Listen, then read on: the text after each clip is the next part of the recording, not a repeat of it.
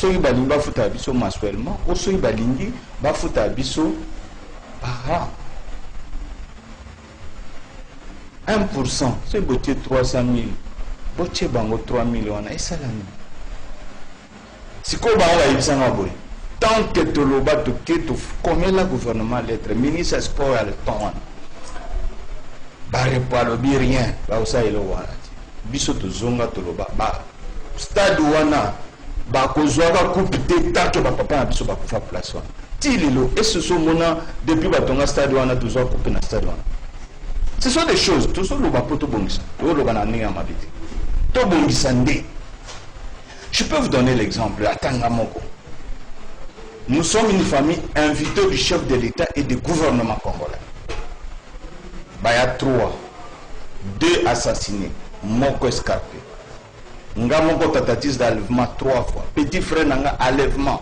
Tiba kena iba kupaka ina zamba Moko so nani so nzambe. Leba kiotika zamba la kati ya zamba côté ya Malukukuna.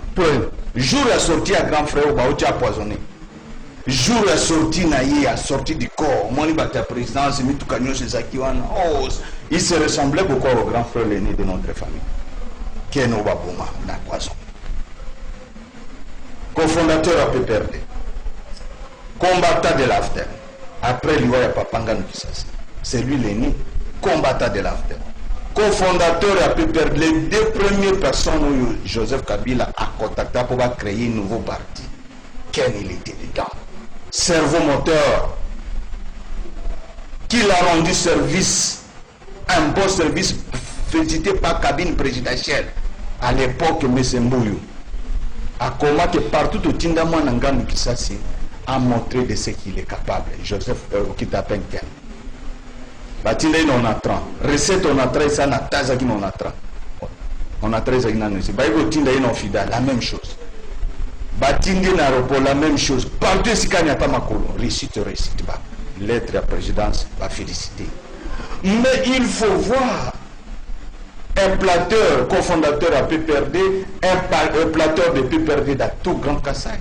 Mais merci, Liwa. Merci à vous. Merci, Zaginde Liwa. Moi, j'étais en Australie, en Afrique du Sud. C'est là où se trouve ma femme et mes enfants. Naya awa pona matanga, famille ba ikutikanga liquidateur la famille, molobeli la famille. Natika là, les lots c'est 10 ans, ça ticket de retour. Mais ma voisin a dit bazoa matanga, comme ils sont d'une province, parce que nous sommes d'une province à une autre. Quand tu as Kassaye, tu là donc moi était. Au moins, on a d'autres résidence présidentielle, ici, quand on fondit les meubles. Bazo Kababiloko, Bakabine a premier, biso de la deuxième porte. Bakabine a première porte, deuxième, Basoté, Bakabi, et tu vas aller uni. Ok, tu ne vas briso, famille à révolution, mais biso boindeni. Oh, comment la binezate. Donc il y a passe. Bon, pour ça, le numéro de téléphone pour ton et ça moi passe parce que Ezali, biso tout ça, tout le monde qu'il fallait tout mériter que ça la console. Mais au contraire, auto-vivaka, ce n'est pas le cas. Mais tout le monde a côté au gouvernement en un régime passé. Bana ba grands assassins bien positionnés dans la poste. Bana malani. Ba grands assassins au boye bien histoire à auto ba Lumumba banane. Bana ba papa ou ba boma ba Lumumba. Bana papa ou boma Lumumba. Ba Lumumba ba boma bangami kisasi ba boma ba mboza mabe ba boma nan. Bana na ba papa wana bana na bango baza bien positionnés dans le régime passé. Mais bana ba victime rejeté. Alors votre numéro de téléphone 09 97 55 49 51. Bandela 09 97 55 49 51. Alors on a bien wapi bana martyr. Tous allés sur boulevard du 30 juin, immeuble PR numéro 151, là où je suis logé, la garage Nangeza de Salango bureau ya ba chef coutumier, na kati ya ba bureau ya ba chef coutumier, on a des branches ya bana ba martyr, bazali d'où je suis coordinateur ya bana ba martyr. Alors, il reste 10 minutes. Dans 10 minutes, on a tous les talents mon pour grandes affiches, une organisation. Maman Chantal na papa Okito. Est-ce que tu as une solution? Marche au bien de Nikosala, au Lamko Kosala Lobby, au Gentilin Zaliko Boya, Alors, on a évité, n'a pas marche, oui, mais tout simplement, ma ici. Ma canisi, aussi la pinza, ma Chantal. Marche, c'est lobby. Après, marche. C'est notre pays. Il a parti en Boka, il a côté en Boka et Kenda. Le bal à Jean-Pierre Bemba à l'époque, quand on a la campagne, jamais, on dit, mais Teni en Boka et Kenda. Merci de Doudou. Omoni marche et mode moko expression na kati démocratie. Et ça marche à quoi alerter nan mokin mobimba que nous sommes informés na plan Bosala et nous sommes déterminés ya ko défendre ma bien à biso pour me ka wana ya liboso. Après ça, le problème c'est quoi? Problème nano ya liboso bato bana mission légitime il y a que protéger Mboka ezali leadership légitime, un président élu par le peuple, un président qui doit être redevable au peuple, yenda kozala garant il y a intégrité territoriale ya Mboka, yenda kozala garant d'institution, faute ya légitimité ya ba dirigeant na ba institution et kozala couper sa porte na ba agresseur ou na kobenga ba balkaniseur. Première solution, il faut une autorité légitime. Yango le président élu à lobby, retournons vers le peuple. Tout ça la réforme, il y a armée, il y a sécurité, il y a ba service à défense et sécurité pour que tozala na armée purement nationale. Armée à Bisso, ils ont infiltré. Président élu à lobby, Monseigneur Ambon à lobby, ECC lobby, tout le monde. Armée a infiltré. Balaxaki Bisso James Kabaré Bell, le cola congolais, chef d'état-major. Azang Bisso Maïna courant. Mais le Azarane Rwandais. Tout le monde a dit Kunda Batouara. Mais le Azana Rwandais. Tout le monde a belé Bazape na Katia. Mais question Zani, le vrai combattant, bas soda solo wa bundera mboka, bas aura gradité. Ba ba mixage, ba brassage, ba intégration, de ba koma la mycose. Or ba mixage n'a pas brassage, on a des autres qui sont infiltrés. Yami balé à part légitimité à la dirigeant de l'institution, il faut armer ezala nationale, composé que des nationaux. Et que l'armée wana ezala apolitique conformément à la constitution en Mboka, ezala une armée républicaine ya misatu esengeli batia ba tomampinga dans les conditions ba moyens logistiques salaire ya malonga mobali yake na front abunda contre ba Rwandais. Moi, c'est un Anzala, aussi la marche, c'est une cité africaine pour aller au ce soit bonne année à l'IAT, l'eau soit zoate et l'eau soit au marché. Tant que ce soit là, le bal n'a le but de la guinzana. Est-ce que ce gars a un bunda malam? Attends, le Vina Kabila, 1500 motivé, bango. Non, le pays ne marche pas avec le don. Le peuple congolais a zali mutute au fanda pour la PCI la loi ezali question ezali volonté politique légitimité à ma dirigeant parce que ceux qui ont un pouvoir je serai redevable na yo mais ceux qui pouvoir aussi na peuple na kokanisa bien être un peuple wana. Alors moi Chantal pour dire que ceux qui s'apposent à l'émission Moussou Kenda. OK, pour dire que il faut armer ça dans les conditions. On dit que l'armée a dit que c'est la moyenne logistique et MONUSCO. Retrouvons normal. Qu'est-ce qui peut expliquer que quand il y a totélémie contre la balkanisation, tu connais la prouesse armée comme au monde, ou avancer. Est-ce que le ministre intérieur après ça a dit que Congo a la ville et ça sous occupation pour que le leto bandoloba ok, ba libérer un solo?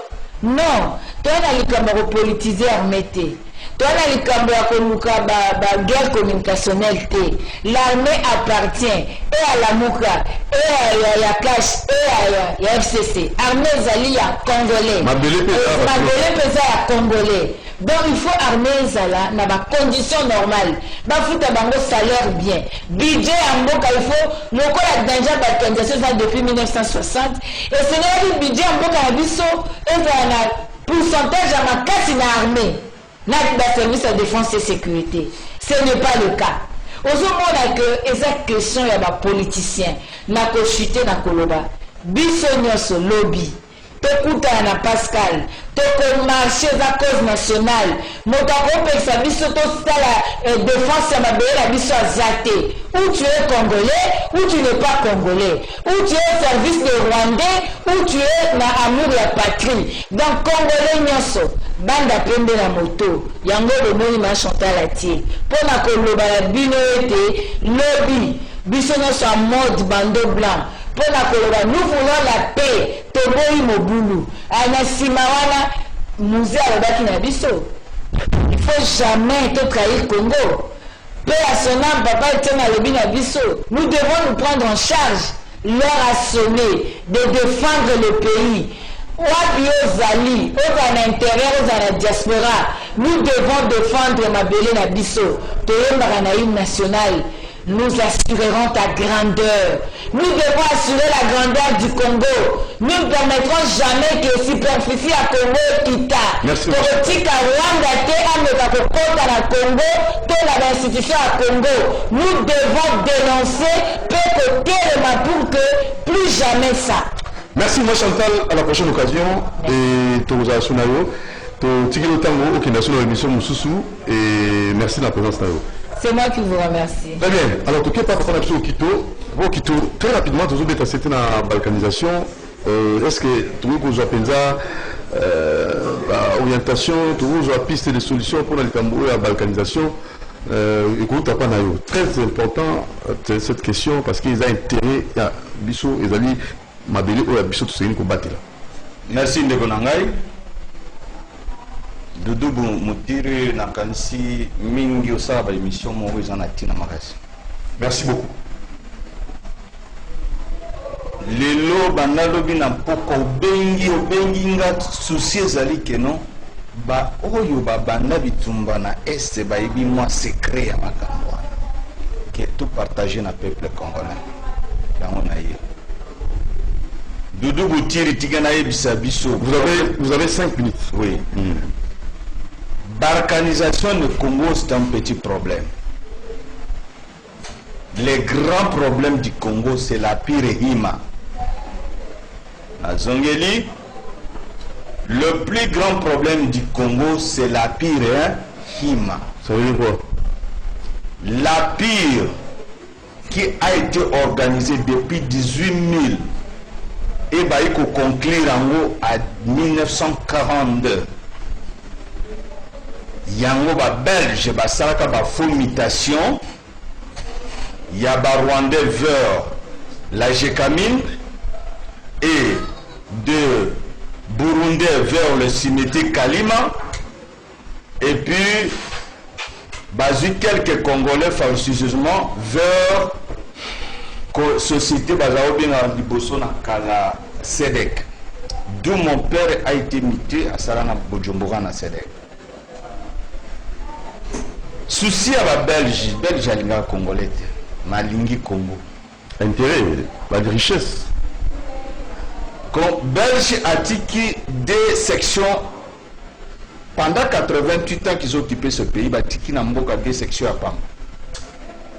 Section littéraire, section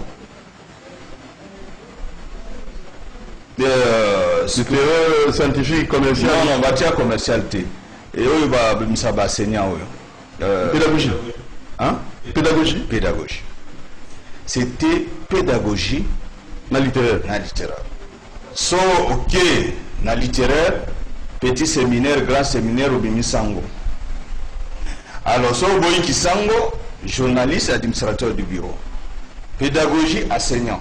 Vous voyez comment ils ont limité l'intelligence du peuple congolais. pour que après l'indépendance tu vas kokota na cacophonie spécialiste à ozalate batikila biso système ya ba généraliste au lieu de spécialiste. C'est pour amortir le Congo.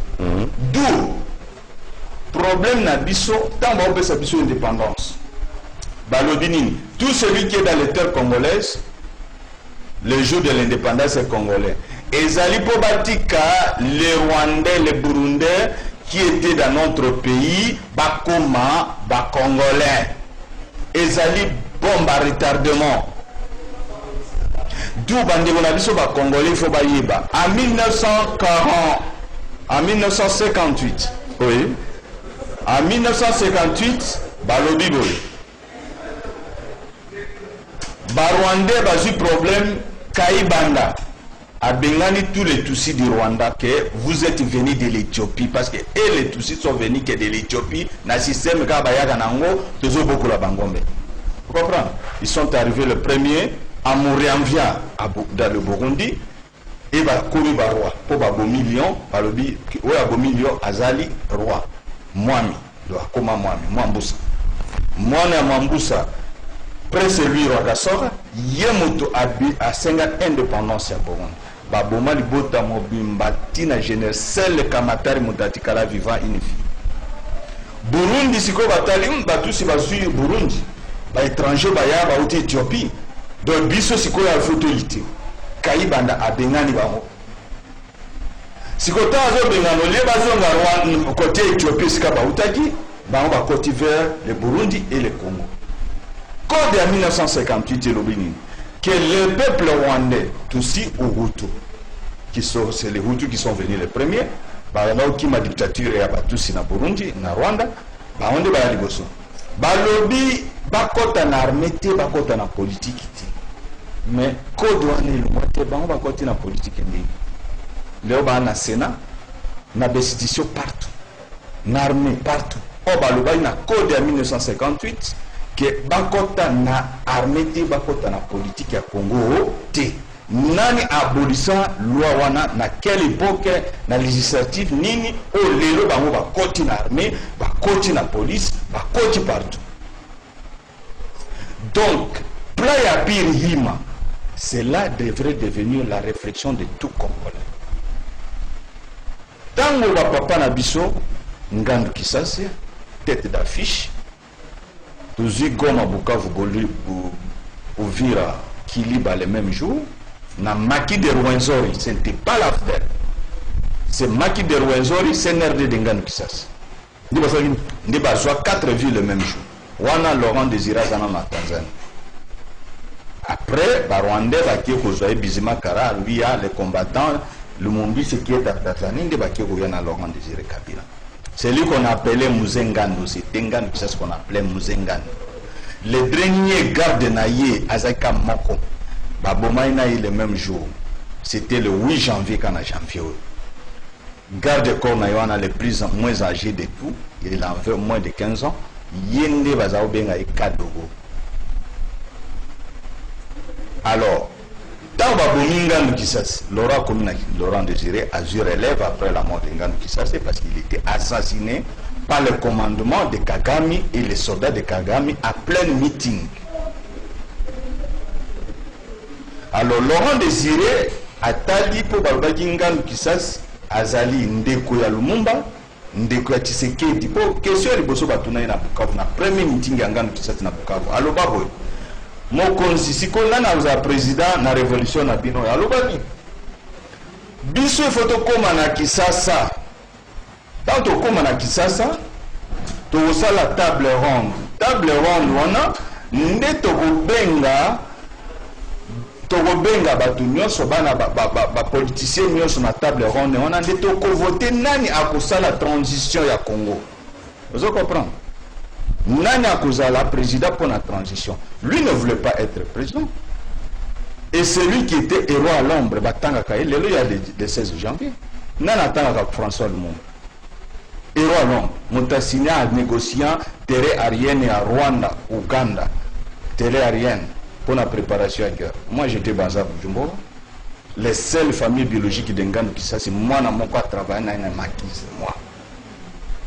lelo nini nazoloba boye baoyo délégué ngam kisasa bana otinga otokanga chez moi na Bujumbura toujours couturé parce que union songa mutu na naza toujours couturé j'étais même couturé à famille présidentielle ya Buyoya na Bujumbura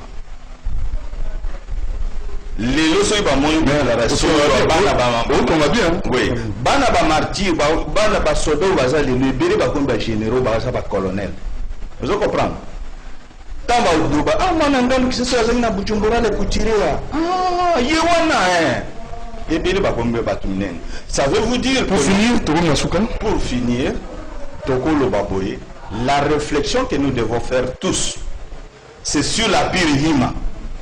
À Pirihima, ils ont appelé il y a 400 années d'ici. Derrière Ngandu Kisasi, Laurent Désiré Kabila ne savait pas ces plans des agendas cachés de la Pirihima. Tu vas découvrir à Pirouana après. D'où Maïel Nabiso Congolais maintenant, c'est la réflexion vers la Pirihima où ils ont appelé il y a 400 années d'ici pour convaincre de diriger Congo, siège à Pirihima et cause la Congo la potentialité économique. Alors, à Pirihima, ça veut dire le Congo, le Burundi, le Rwanda, la Tanzanie, Ouganda, Kenya, Djibouti, Érythrée, Somalie, Tchad, République Congo-Brazza et Centrafricain, nous va opposer à Pirihima. D'où siège à Pirihima et cause la Awana Congo. Alors, un Tutsi, c'est un plan d'Inapir et Tutsi vers le Congo. Alors, souci est pour diminuer les peuples congolais autochtones. Il va diminuer les peuples congolais autochtones. Koufa 1333 Congolais chaque jour. Koufa 1333 Congolais par le système implanté. Oh, vous évitez les Koufa. Maki ya soins médicaux, souci aux aneloko to comme mon camarade na yako mobima na mwasi na yo, souci wana kufi, boza na moyen te makokiza te, alors na lisasi na poison. Voilà façon toujours kufa 1333 Congolais chaque jour. Ba mort de Tony Bato, ba mort. Ah. Yikalo monaka lelo ne ba mort de comment lelo comme business. Alors la solution c'est laquelle rapidement en une seconde? La solution est au sengi na gouvernement na biso, tous les journalistes congolais.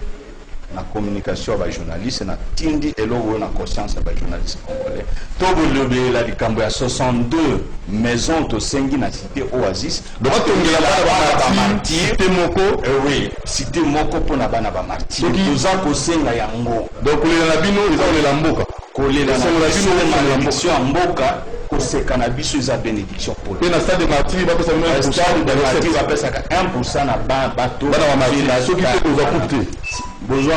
Merci beaucoup Okito, merci très prochainement tout le monde dans Abisso et tout ça dans Mboka au Bemoko celui tout battre la montée est très compliqué na éviter peut-être les gens ici comme ça au fond dans la Mboka na éviter donc quel soit sous un Mboka Kenya ou sous alors tout terminer la Likambona et ici mbaté jamais tu te que dans Congo na biso tu te jamais qu'il on a appelé bien battre na bébé jamais non il a appelé terrible pour monter la chaîne et quelle vibration donc voilà que mutuka la vibration mutalo bang ici kaza donc il était na Congo tu te jamais qu'il merci à Moro Djambé à Leka Bongo à Karine Bébé merci à Kifoudé merci Christian Banjolo Fisto Atunga Bruno Nzinga et juste après moi pub après la pub kiosque Michel va recevoir CNCK Akima comme ceux qui Molicho voilà Claude Molicho Kamaki na Gabriel Monia alors portez-vous bien et bon sur le programme demain nous allons vous retrouver